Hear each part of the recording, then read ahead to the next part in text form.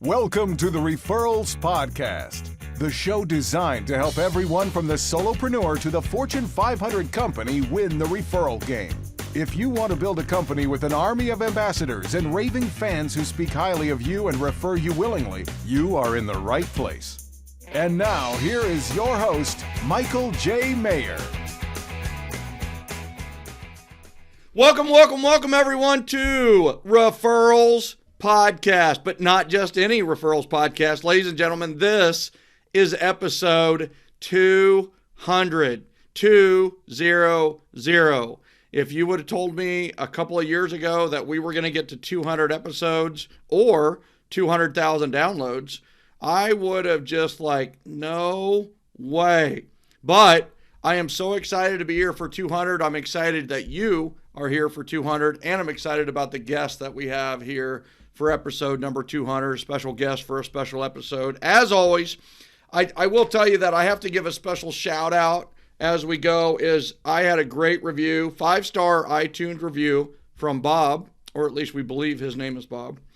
It says, "I love this show. Michael is so great. I love his low-key, good-natured personality. I love his enthusiasm and caring nature. His guests are great, and Michael's questions are perfect." So thank you, Bob, a.k.a. AFC12368 at 5-star iTunes review. That was very appreciative of you. I appreciate that. And the call to action. Perhaps you've heard, perhaps you haven't. Big announcement last week that we were going virtual with RMS, Referral Mastery Summit. Our annual conference is not in Scottsdale, Arizona. It is actually everywhere. It is everywhere you are, everywhere you want to be. The bad news is we're not all getting together in Scottsdale. Maybe that's good news for some of you. But the good news is that now you can take this from the convenience of your home or office. And if you put the code podcast at rms21.com, we made it as short and simple as possible, rms21.com. Use the code podcast. You will get $400 off. You can attend 3 days, 32 speakers, 6 keynotes. We just added 2 keynotes. September 29th, 30th, and October 1st for $97. Go check it out at rms21.com. I'm telling you, you're going to love it. To today's guest, special guest for a special episode. It is episode number 200, and we are bringing on a truly terrific guy. His name is Tristan Ahumada. After 1 year in the real estate business, Tristan was Rookie of the Year at Century 21 at just the age 24. In 2014, Tristan created a Lab Coat Agents as a Facebook group and has grown the popular social media page to, guess what? Listen to this number. Over 137,000 members. It might be over 150,000 members at this point. Lab Coat Agents is extremely influential as the largest real estate Facebook group in the world. Lab Coat Agents is now one of the leading media educational companies in the real estate industry as well. His real estate team, oh, by the way, did I tell you that he does real estate as well? His real estate team hit a milestone in 2015 and surpassed 100 million in production in the Los Angeles, Ventura counties, which placed him in the top 1% of all real estate agents in the U.S. Tristan's success in real estate has made Lab Coat Agents even more relevant. They are literally changing the real estate landscape as more people visit the group and search for the latest tech, latest resources, and latest systems to scale their businesses. Tristan speaks an average of 3 times a month. In fact, right before this, he had 2 other interviews and a webinar that he did. Busy guy. His love for technology and systems pushes him to test out the latest products and allows him to create successful systems for automation for the real estate community. His belief that all agents should have access to free resources to grow their business is what pushes Tristan to help people around the world. His mission is to ease the process of buying and selling real estate while providing the very best service in business through communication and a clear understanding of the current real estate market. Above all, he expects to be a credit to the community he serves, a valuable resource to his customers, and to continue keeping people's hopes and dreams alive through real estate. He was one of our top guests from the Daily Dose when the quarantine hit. ladies and gentlemen, and myself, I would love to welcome Tristan Ahumada to the Referrals podcast. Dude, that was like its own mini podcast you just did on me. If nothing else, we can take that snippet and put it wherever you need to, dude. I mean, it's like, and here's what's funny is you're almost more entrepreneur than you are a realtor. You know, I would put you more in the entrepreneur category than just in the real estate category. That's so, dude, thank you. I appreciate that. And you know what stood out from that at the very beginning? You said truly terrific. And I was like, dude, truly terrific, Tristan. Triple T. I'm telling you, I'm an alliterative fool. Alliteration, assonance. I tell you, I can pull assonance out of my wazoo. You know what I'm saying? So I love the English language. Well, you know what, man? Yeah.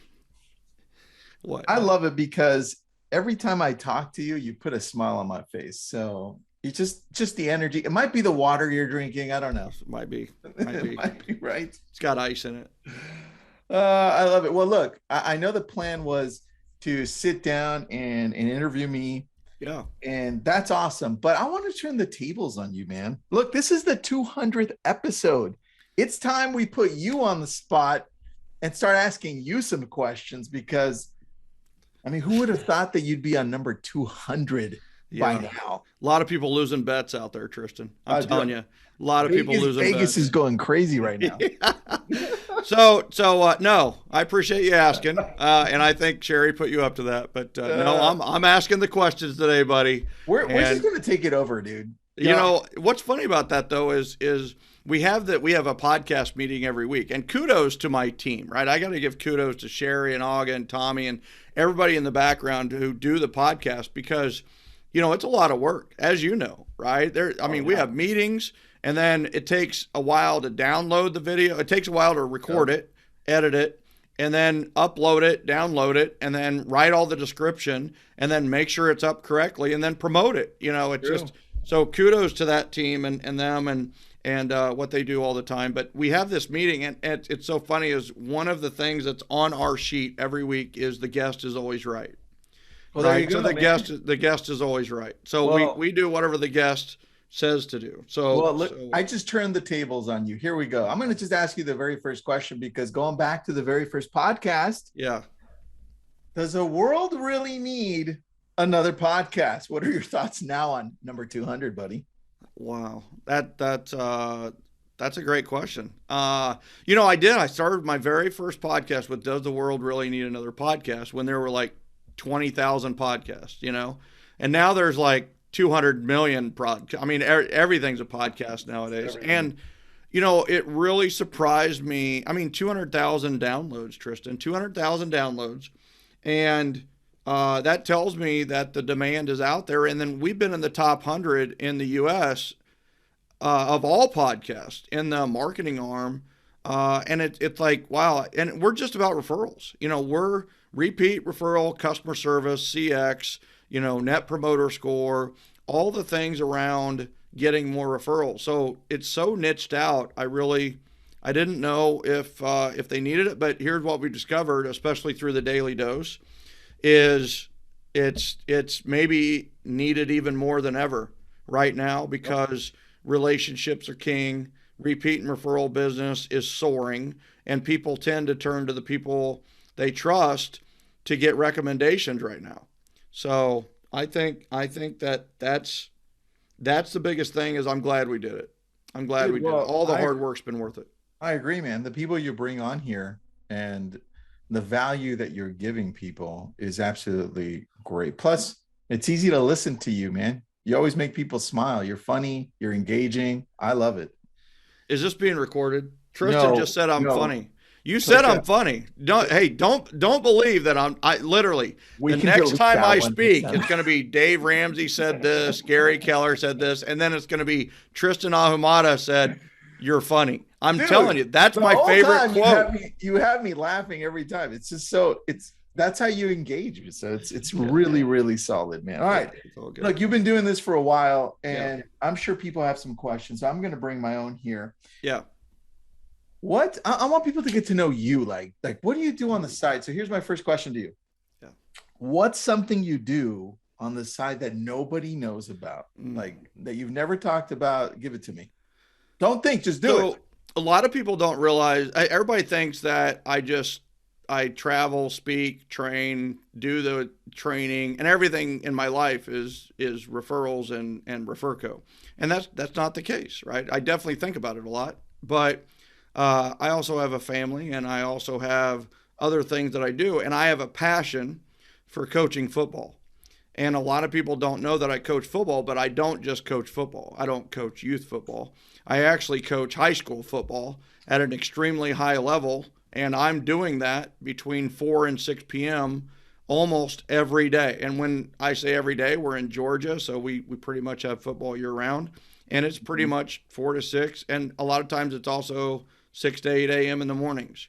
So, so during my day, which is, 9 to 5, which is big time Referco, I am typically on a football field. So that's, a lot of people don't know that. And I am the offensive coordinator and the head coach of the freshmen and an offensive assistant to the varsity. And our Walton High School team is 3-0 right now, ranked in top 50 in the entire country. And it's an honor to be doing that, and it's also a passion, and it's also time consuming. So, do they call you Coach Maher? 100%, Coach Maher. Coach. Yep, Coach Maher. Yep. Are you on the field right now, and is that a virtual background covering the field? So, A, I'm not on a field right now. B, it is a virtual background. Oh yeah, maybe you're in the locker room. Yeah, yep, doing it from the locker room with a virtual background. So all right. Yeah, no, that's a passion that a lot of people don't know. I do a lot of sports analogies, but there's a reason for it. Is I'm also kind of diving deep in that part of the world too. So. All right, dude. I speak a lot as well on offense and the spread and. I love the correlation between both, man. That makes a lot of sense now. Now listening back to the conversations we've had, I see that. Here's what's interesting about that. So I actually went to school to get I ended up getting a Bachelor of Science in mathematics in secondary education. So I actually started out a teacher and coach. So I taught and coached 3 sports for 4 years. And, football included, football, basketball, and baseball.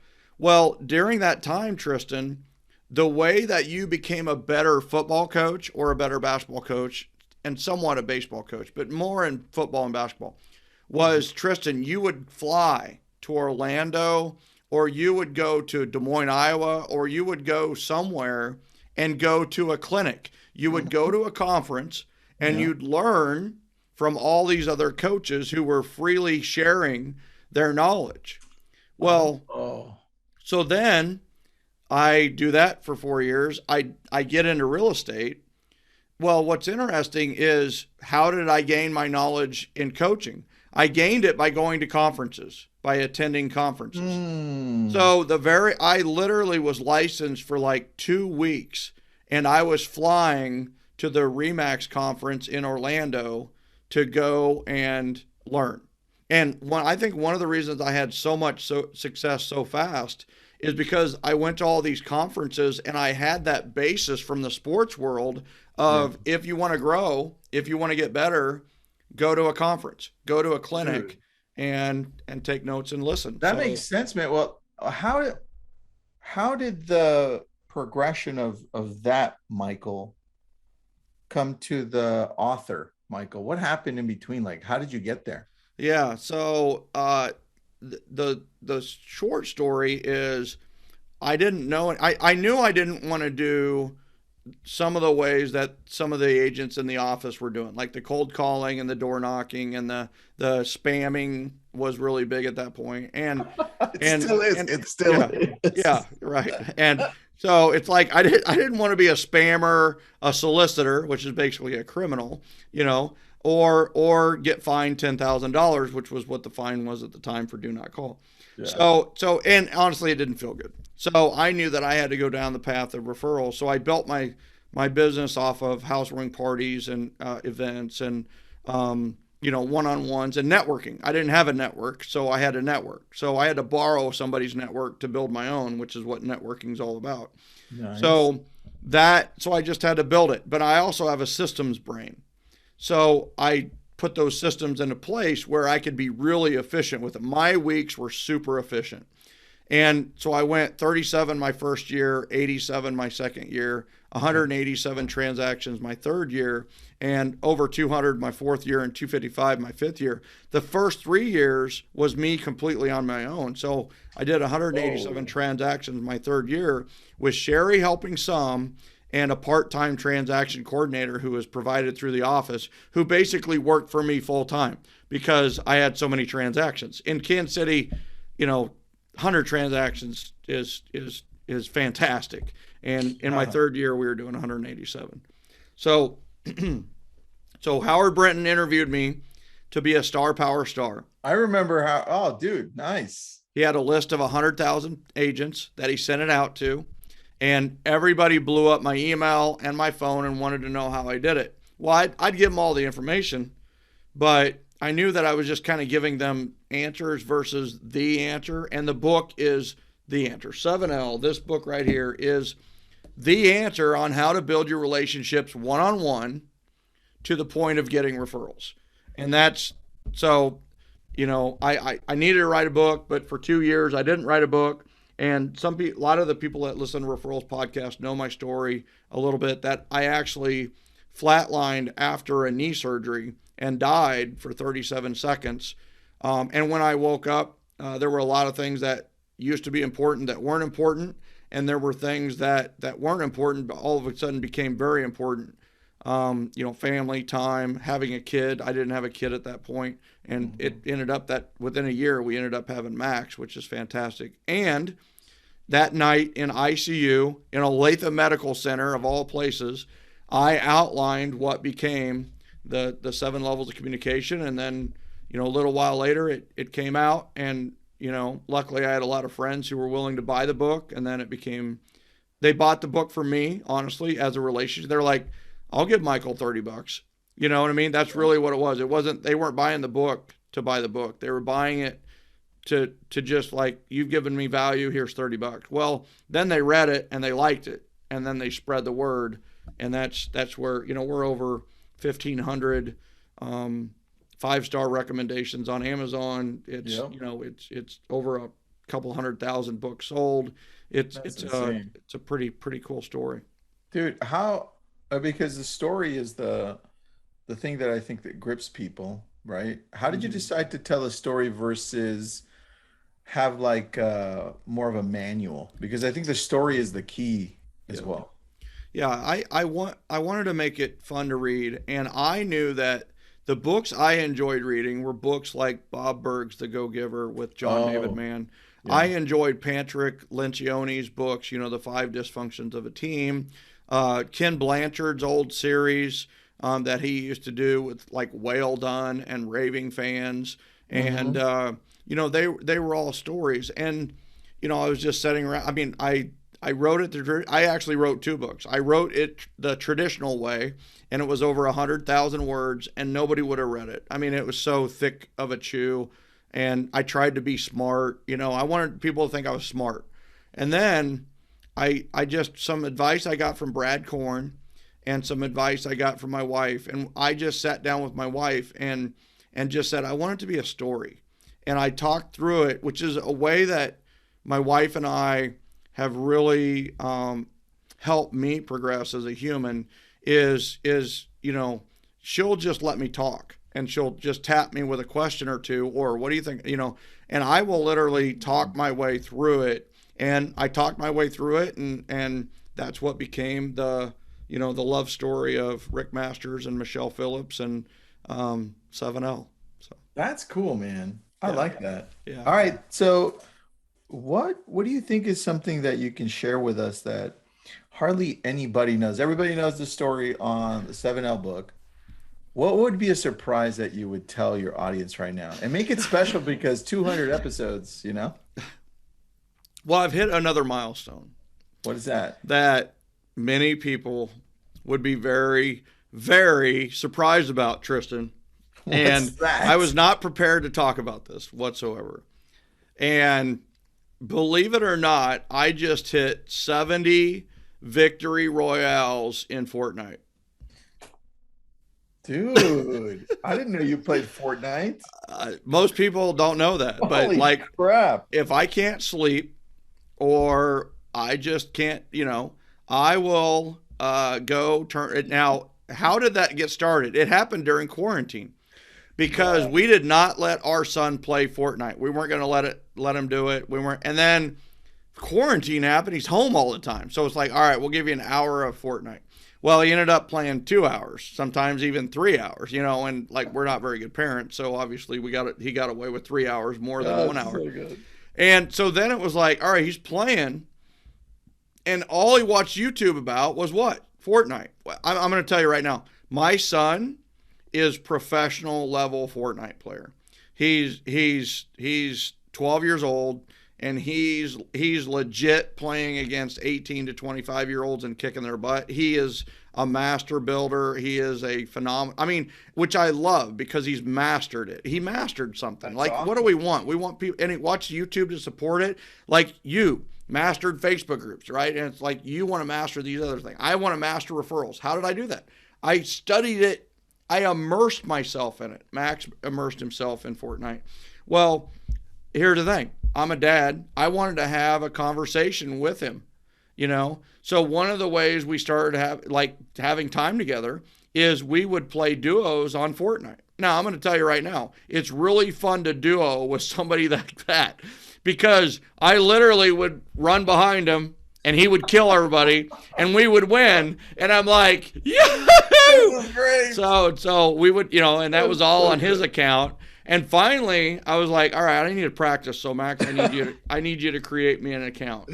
Wait, Michael, in between there, now on breaks, you're like, oh, let's go on YouTube. How do you do this on my, there you go. I know what you're doing now in between. Totally. Like, how do they do that, right? Or how do I build this with a door, So I don't build very well, but I shoot really well. I'm a sniper aficionado. I am like Mr. Sniper. So I win, three times a week probably. So, and it's really hard to win. I don't know how much anybody cares. I mean, people shouldn't even care about that. That literally is like, but 70, that's more than a lot of people have. So that is a lot, man. I love that. And you know what? It's so cool because you understood how it, and I think this is from your coaching world, right? You understand that the way you connect with people is by connecting through something they love. That's right.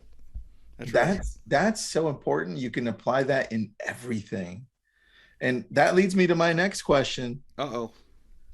You 199 interviews probably, or along those lines. Yeah. But what insights do you have from your guests? Like, what stands out to you? There's a lot. Yeah. I think one of the biggest is you can build this a really strong, powerful referral-based business, one-to-one, one person at a time. And it's been proven by lots of people other than me. So that's the first thing, is a solopreneur can build their business very well using the model of 7L and the 7L system, or just really being good at building relationships to the point of referrals, right?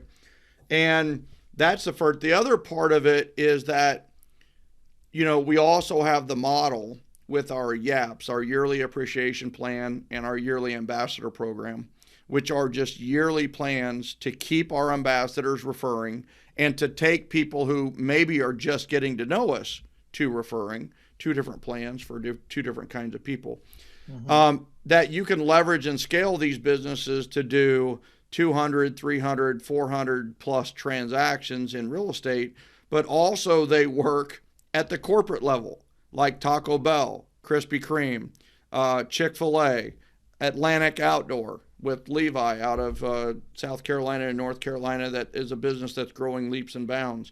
Mm-hmm. So it's been that is I think the biggest insight is how well the model scales, and that's a myth, right? We have countered the myth forever. The myth was you can't build a relationship built business to high numbers, right? It's just, you can't do it. There's more people you don't know than you do know, So you got to market. You gotta go out to the people you know. And we're discovering that maybe you focus the inward rule, which is you're going to grow your data, you're going to grow your community from the inside out. Have the people you know introduce, connect, and refer you to people they know. Well, that group, that number gets you to where you want to be of all the people you don't know, but the trust is already there. So the relationship process is shorter, the sales process is shorter, and the relationship is better and more efficient. So I think it's just like, I think of Toral and Johnny White up in Washington, over a couple hundred transactions. Tristan, they've donated to their local community over $185,000 as part of their Give Back campaign. Dude. Like $185,000 back to the community with a Give Back campaign, I mean, just, they're going to be maybe at 200,000 by the end of the year that they've given to, like 10 to 12 charities in their area. It's not just about, making an impact on yourself or making an impact on your family, but what if you could make an impact on your community? And that's what this is all about. Bonnie Mullenix completely changed her business model over the last 2 years. And, even being in the business 20 years, being a high producer, she's actually doing more business now, by giving back, by having these Barks and Brews events, which is, bringing the dogs out and drinking beer. And that's a fun event, dude. Oh yeah. And she is and she's a really fun person. Her husband, Wes, is a really fun person. He's a local builder as well. So, they've mixed the two, and it's like when it's just, I guess the biggest thing is that I always worried that this was the Michael Maher system early on. Like it wouldn't work for anybody else. Okay. And now over the last 10 years and then the last 2 years with the 199 episodes is that, it doesn't just work for me. It works for anyone, as long as they're willing to be themselves and build their business based off love, generosity, and appreciation. And the love is do what you love. Like you said earlier, is the best way to relate to someone is do what they love with them, right? So people love movies, have movie nights. If people love virtual bingo, which I know was just talked about in Lab Coat. Virtual bingo, right? It's like virtual bingo is a virtual event that you can have for your database and people will show up. If it's somebody coming and getting donuts because you're buying donuts for the next 2 hours, or coffee or pies, or whatever the pickup party may be, I think it's one of those where, I think we're changing the industry in the way that it used to be everything you did had to be about real estate. Mm-hmm. And the only way to get real estate leads was to talk about real estate. And what we've discovered is that the way to get real estate leads is to just be yourself and have a good system, right, for follow up and follow through. But I don't know. It's just we're doing things differently, but we're getting great results. That's one of the cool things that I've seen is that as you continually go through the years, you continually evolve, because look what happened at the very beginning of COVID, where you brought in the daily dose, right? Yeah. What was the idea behind that originally, and how do you think that's helped the people that you connect with? Tristan, I'll tell you, over the last 2 years, the number one thing when I go on the road or talk to people in Zoom, the number one thing that people thank me for is the daily dose. Really? That's the number one. Yeah. Wow. The thing I hear about, your daily dose saved my life. All right. So really quick, what's the daily dose? What is that? Yeah. So the daily dose. So I did my last speaking engagement. I believe it was on March 6th of 2020. March 13, the stay-at-home orders were done. Yes. Like 27 events we knew we had to cancel immediately, right? And it's like, but it's like, I was like, we can't just do nothing. And when, like, I will tell you, one strength that I have is that when a lot of people face paralysis, I tend to take action. And that's what it was, is I knew that my community, I started it for Gen. I started it for Gen because Like they need a lighthouse. They need a guide. They need someone they can turn to let them know there's still hope. It's still okay. It's going to be okay. And we're going to figure this out together. You're not alone, right? We can get through this together. And so, I mean, looking back to the Daily Dose, it's amazing how that evolved and morphed. And the guests that we had on, like yourself and Bob Berg and Todd Duncan and, the luminaries that came on and supported the community. And, it was a daily dose of positivity and productivity when people could have been really negative and really unproductive. True. And that's, and we gave them a couple of things to do. One of them was to do VIP forms for their ambassadors, their top people in their database. And we have people that completed 3-ring binders with VIP forms. And then the other was to create a Facebook group. And we created our Facebook group at the same time. So I remember that.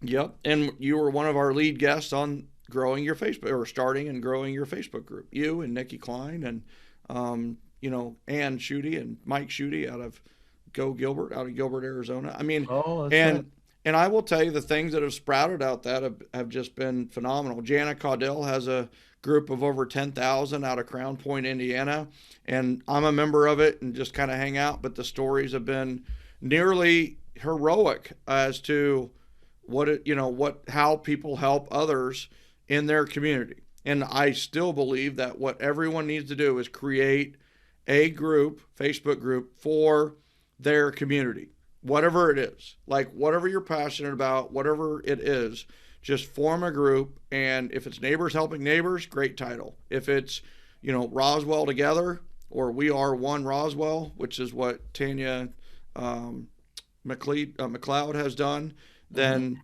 whatever, Go Gilbert is an example. All those are great ways to give back to your community. I'm going to bring in something on that just because I got the stats. So about 2 weeks ago, Facebook released a stat that showed what your feed on Facebook is showing you as the member, right? Yeah. So I have it up right here. 57% are posts from friends or people you follow. Okay. And the number 2 one at 19.3%, posts from groups you've joined.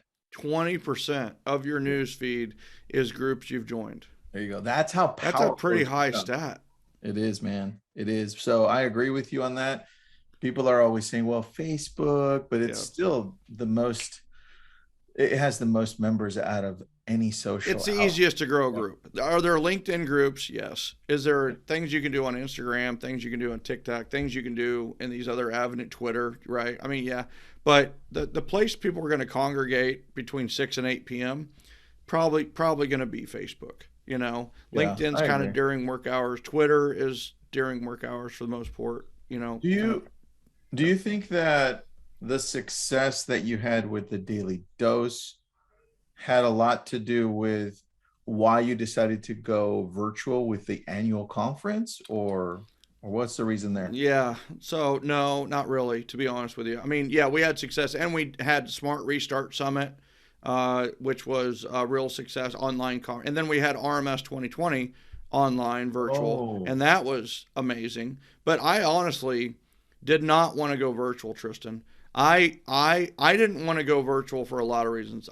First of all, I have my reasons that I want it to be in person, is that I want things to be back to normal, right? And I want to hug, and I love people, so I want to hang out with people, and I understand the importance of getting people together that we've lost since this all began. And also, I had financial reasons that I wanted this event to happen. We took at least a 6-figure hit on going from person to virtual. And so, we literally just got an invoice of $30,000+ just from the hotel, right? At that we're not even going to have the event at. So it's one of those where,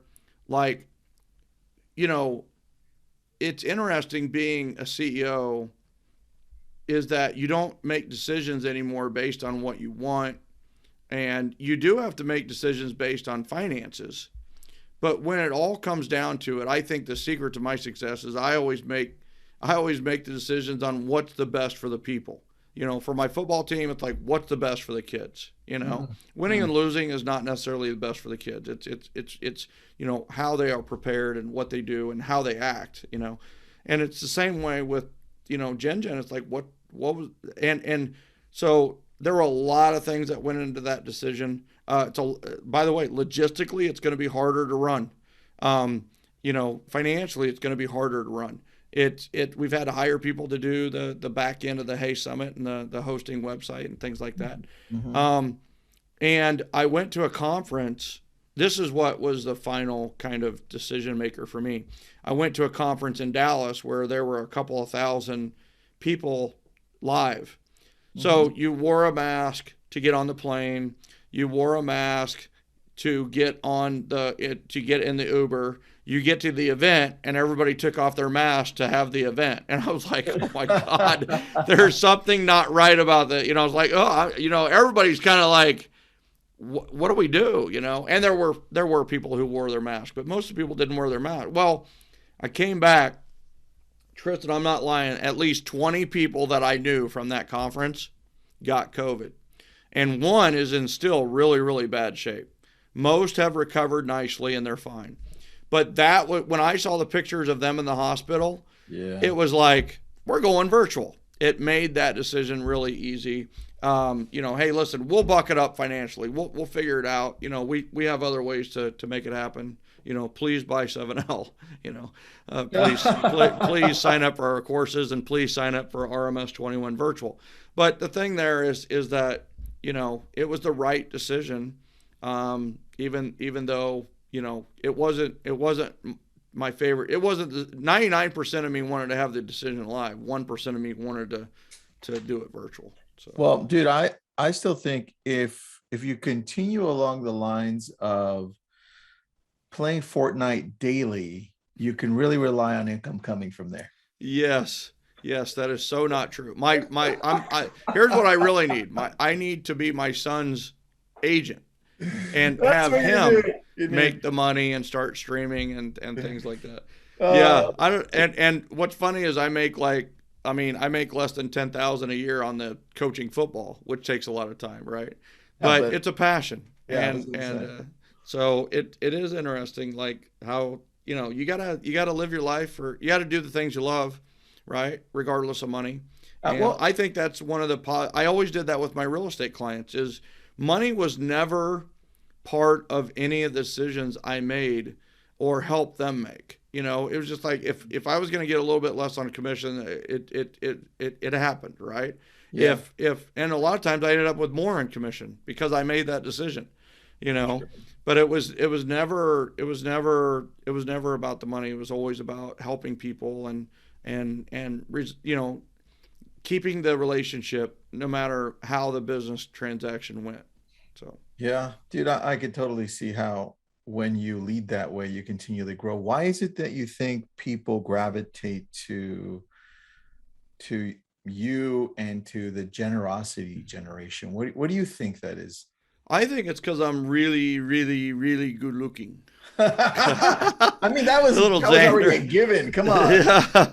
No, you know, it's so funny, is I always told Sherry, like 20 years ago, I told her, like, I don't buy anything from anybody good looking. I don't. I still have that thing. Because it's like, did they reach that level of success and they're selling that system because they're good looking or because the system works?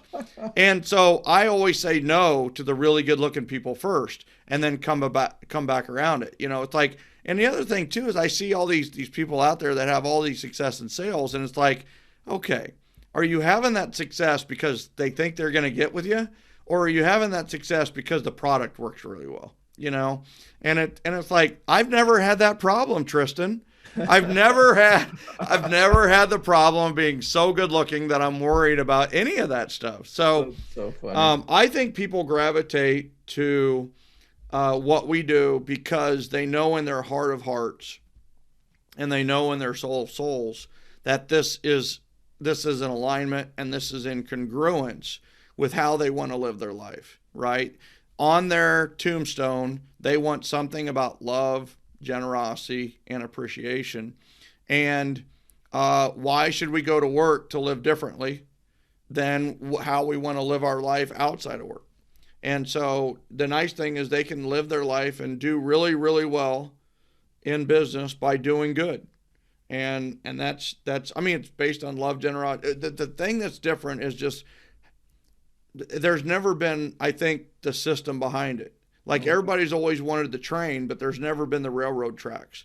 And what we've put into place is this great mix of the train with the railroad tracks. We literally have 2 plans broken down weekly on how to maximize your referrals based on love, generosity, and appreciation. So it's like, do this week, and you know you're maximizing referrals from your database. Do this the next week, do this the next week, do this the next week, and you know you'll be maximizing your database.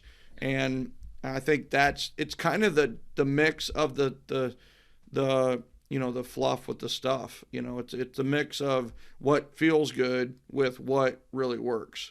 So, all right. Well, how do you keep going? How do you keep motivated and just continuing to pour into people? Because 200, bro, that's a lot. Yeah. So you're going to come back for the 400th episode, right? Okay, let's do it. 1,000. 1,000. Yeah. I think what I'm always learning, I mean, you know, our yaps have changed just in the last 6 months. We've tweaked them, right?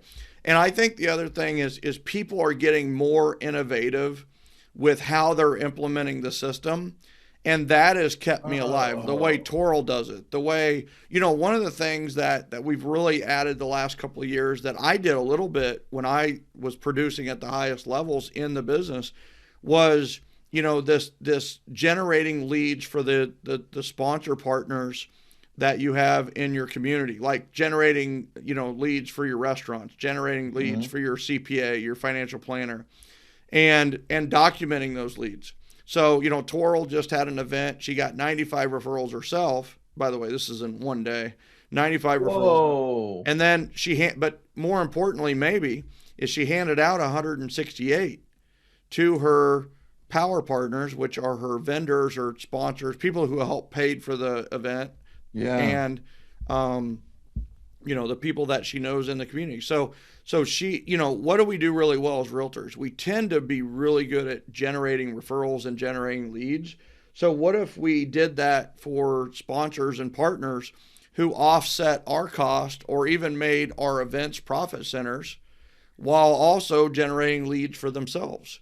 That's awesome, so dude. Yeah, so it's evolving. That I'm excited to see where the 7L system and the Tribe of Trust go. You know, that's what I'm really excited is to see what we can build with this Tribe of Trust that's so strong, so powerful. And, you know, I learned from my members far more than they've probably learned from me. And that's the growth I see. And I mean, honestly, next week there will be something that someone does within the generosity generation that adds to the value for everybody in the community. And I love that. Dude, I love that. Great answer. So what's your favorite drink? Wow. You know, so I don't drink a lot of alcohol. There's like literally no pictures of me ever with an alcoholic beverage in my hand. You know who I got that from? I think I got it from Zig Ziglar. Oh, nice. Zig Ziglar recommended that, you know, way early on, that if, you know, when you're taking pictures, everybody's taking pictures, don't ever have a drink in your hand. And he did it for his kids, right? Oh. And I like, oh, that makes sense. And then like with Max and everything, it's like, you know what, that makes sense. You know, not that I'm a partier and not that, I mean, I definitely don't, you know, Max would not assume anything about that with how I am around home, but it's just interesting that is one thing that I find interesting, I guess. And then I don't know. It's one of those where water, coffee. Yeah. So coffee, water, actually lemon water in the morning, first thing. Dude, hold on. I think that might have been the toughest question I asked you today. You know what it was? Is like, I'm so boring. Here lemon water, and then it's coffee, and it's probably a couple of big cups of coffee, and then it's Monster at 1 o'clock. I have to throw that in, Monster orange drink. Cool. I liked, and then I have this sparkling ice. It's a carbonated, sugar-free, flavored drink. Sparkling ice. For some reason, I like orange drinks. So, That's cool. and I really like the orange. They actually make caffeinated sparkling ice too. I haven't tried one, but I'm thinking about trying it. It's called sparkling ice. Yeah, it's like it's a fizzy drink. But I like it in the after practice because it doesn't have caffeine in it, but it has like more than a kick of water. Water's kind of like I'm drinking water all day. And then it's got that fizzy. What? This is becoming an ad for sparkling. Dude, I think we're gonna have to give them a call. We have a new sponsor for our 200th episode: sparkling ice drink. Yeah, that's right. That's a good question. That totally caught me off guard. The other ones, I you already knew I was gonna ask them because you just know me so well, All right, so here's another one, different. Yeah, I want to know what your priorities are in your life, because I think as we interview a lot of people, and I think from looking into everyone's life, we can kind of see what their priorities are based on what they're doing, but we only get to see half of it sometimes. For you, what are those priorities that keep you going and saying, hey, I love this stuff? Yeah, well, I'm gonna say an answer, and I'm just going to say it, and people can judge from it what they will, I guess, because they're going to do that with everything I say anyway. Yep. But I mean, the first thing is I want to live Christ-like, right? Mm-hmm. And the fact that, whatever you feel about, Jesus Christ, but what we know about his story is I want to live like that, right? I want to live by sharing and helping and, helping people build a life based on love, generosity, and appreciation, just like he did. Right? Love thy neighbor. And, the best way to convert an enemy is to make them your friend. Love first, love all, and love others as he has loved us. So that's a really, and honestly, that priority is challenged on a daily basis. So, and then my family, Sherry and Max are high priorities to me. And I think about them all the time. The reason I wrote the book by doing 3-day staycations at hotels.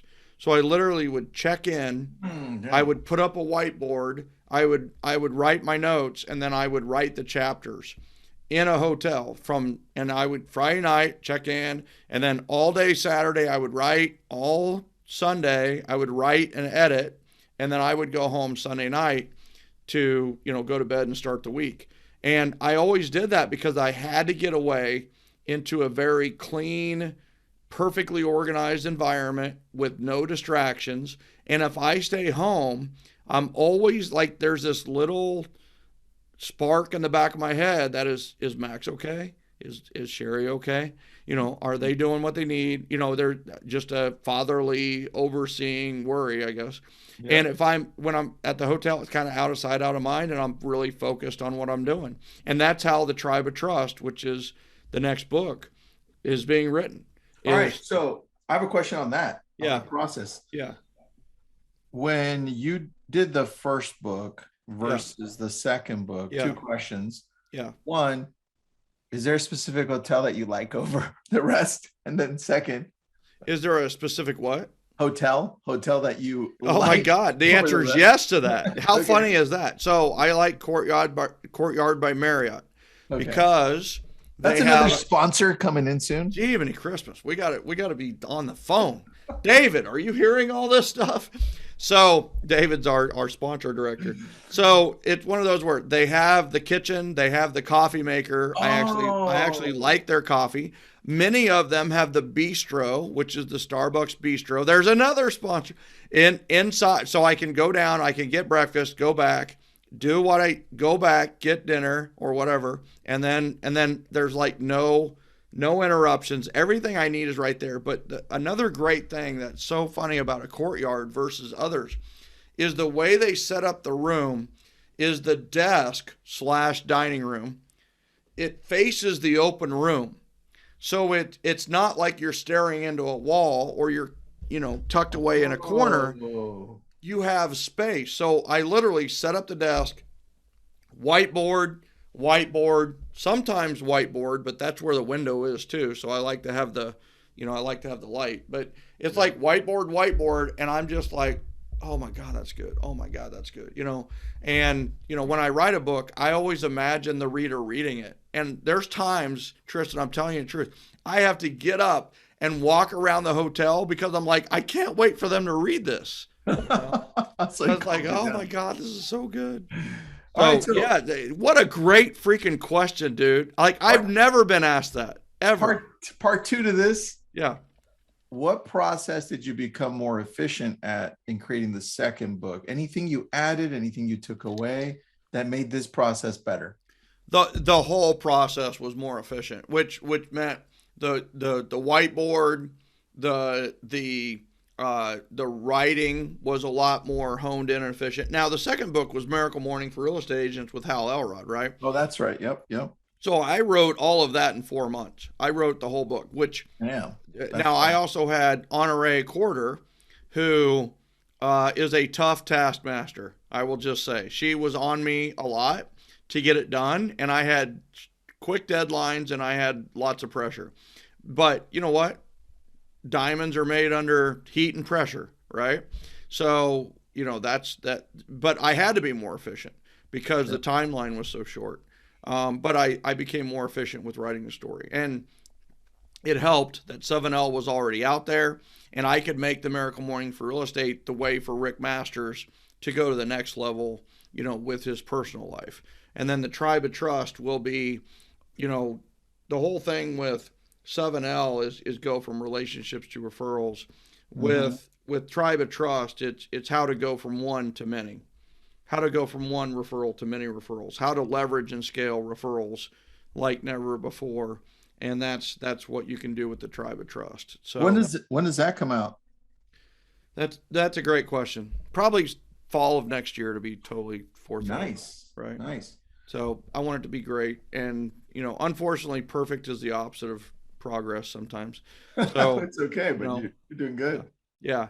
So the biggest thing that I've had is Rick and Michelle still involved, or do we get some different people involved? So it's been fun just to think about the story side of it. It's I want to tell a story of a community that loves each other, right? Where Rick and Michelle was like how people one-on-one can love each other. So anyway, dude, all right. So teaser. When's the next event? So, we have RMS 21. Yes, okay. That's coming up September 29th, 30th, and the 1st.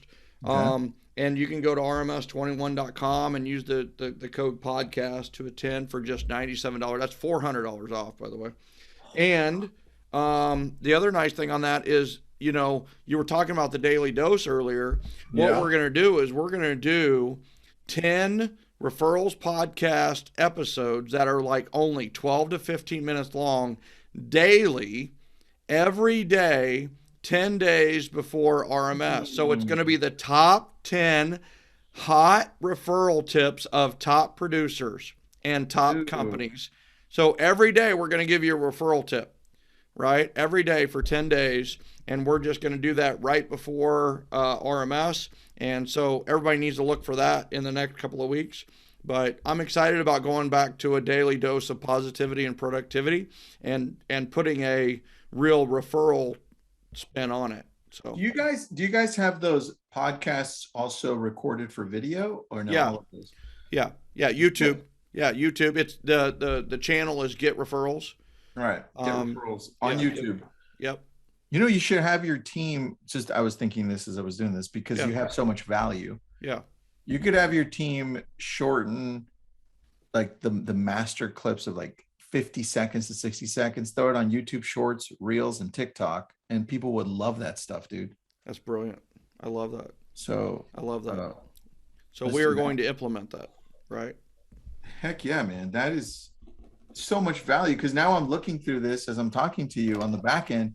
I'm like, I need to listen to this episode. I'm already like highlighting which episodes I need to listen to. So give me the nuggets, Michael. I'm telling you. Dude, do you go by last question, all right? Yeah. Do you go by Michael, or does anybody call you Mike? So early in my life, like my family called me Mike, and some of them still do. Actually, my brother sometimes says Mike. My older brother definitely sometimes says Mike. When I became Michael J. Maher was in real estate.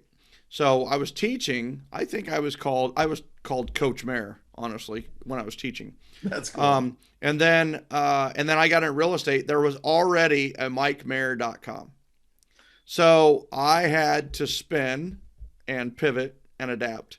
And so MichaelJMaher.com was available. And guess what, Tristan? Everywhere I went, I rebranded my entire life based on a freaking URL.